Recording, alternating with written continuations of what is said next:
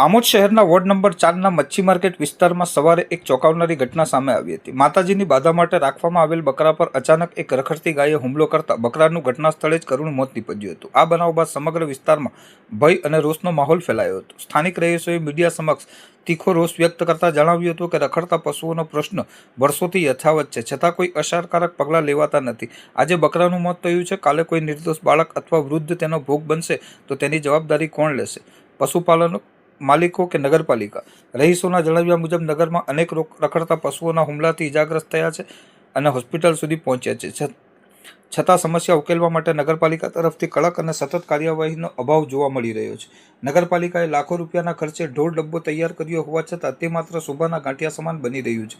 બીજી તરફ જંબુસર નગરપાલિકા પાસેથી પશુ પકડવા માટે ડબ્બો મંગાવવામાં આવ્યો હતો, પરંતુ પકડાયેલા પશુઓને ફરી આમોદમાં જ છોડવામાં આવ્યા હોવાના ગંભીર આક્ષેપો પણ થયા છે।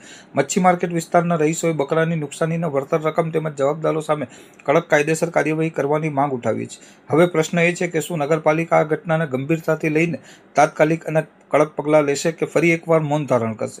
શહેરના નાગરિકો હવે વચનો નહીં પરંતુ સ્પષ્ટ કાર્યવાહી જોઈ રહ્યા છે। બેન તમારું? ગીતાબેન। ગીતાબેન, શું ઘટના બની હતી ને કયું ફળ્યું છે આ મચ્છી માર્કેટ ફળ્યું, મચ્છી માર્કેટ ફળ્યું। અહીં માતાજીનું કરવાના આવેલા હતા, અમે કરવાના જ છે અત્યારે સાંજે। અત્યારે ગાયે આ અબના કરી છે, ગાયે ભેંકી મારીને બકરાને મારી નાખ્યો। હવે અમારી માતાજીને અમે હવે શું કરીએ બોલો? હવે એ ગાયે કર્યું છે, હવે અમે કોને કહેવા જઈએ? પોલીસ સ્ટેશન જઈએ કે નગરપાલિકા વાળાને કહેવા જઈએ કે ગાય વાળાને કહેવા જઈએ? હવે અમે શા માટે હવે કરીએ બધું બોલો? અત્યારે અમારા માતાજીનું કરવાનું છે, અત્યારે અમને કોણ આપશે? એટલે અમે શું કરવા આ કરવાનું છે આનું? હવે અમારે અમને કોણ સાથ હાલા? ગરીબ ગાય જેવા અમારી મમ્મી છે, એમને ઉછી ઉધારનું વ્યાજુ રૂપિયા કરીને આ કર્યું છે, માતાજીનું કરવા તૈયાર થયા છે અમે ને અત્યારે માતાજીનો જ પકડો છે। અત્યારે ગાયે આવું કર્યું છે અહીંયા મને કે ઘરમાં હોય અમને હોશે તારે ને જાય ને અંદર છોકરા ઉઠેલા બેઠેલા હોય તો હોશે નીરી જાય ગાયો અકરે તો હમિયા થાય અમારી બોલે